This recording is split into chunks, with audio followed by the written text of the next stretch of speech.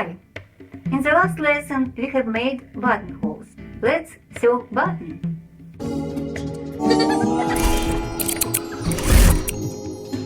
First, we need mark points for our buttons. Just take pencil and make point. We will put buttons exactly on these points what we have here. For that we will use stitch number 4, just simple zigzag stitch. Put this number on our display.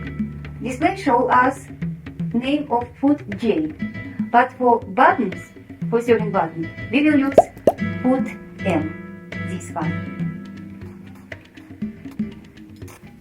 Now we need to measure distance between the holes in the button. Because machine display is in millimeter scale, I am using millimeter ruler. I have here approximately 3 millimeters. On the display, we have stitch length and stitch width.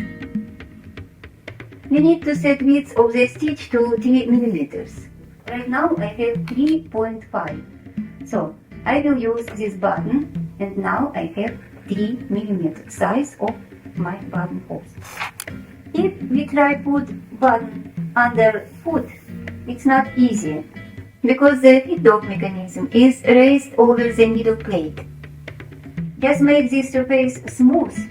We need use button on the back on machine, named the feed dog lever. We need move that button just like this. You have to push it really hard to lower the feed dog. Now the mechanism goes down and button moves free and easy. Now we can position the material and the button under the foot. Before start work, just try by hand both positions. It's work and I can show it. This button has 4 holes, so I need to move it and make the rest of them.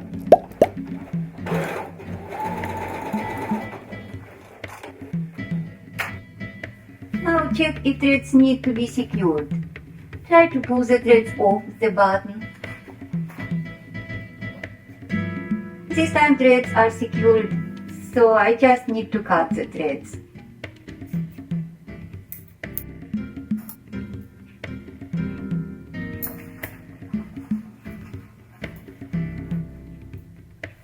Sometimes threads are coming out not secured. In this case, just pull threads to the opposite side of the button and secure by making knots.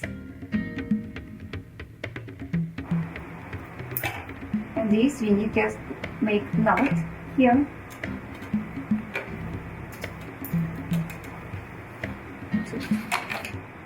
And now I can cut. I can cut this thread here, because when I work it, I catch this thread with a stitch, and it's secured and strong. So, if we try use our buttonhole, it's easy and fast. And please don't forget put back this button and make one step by hand. Now our mechanism goes back and we can do any stitches on our machine.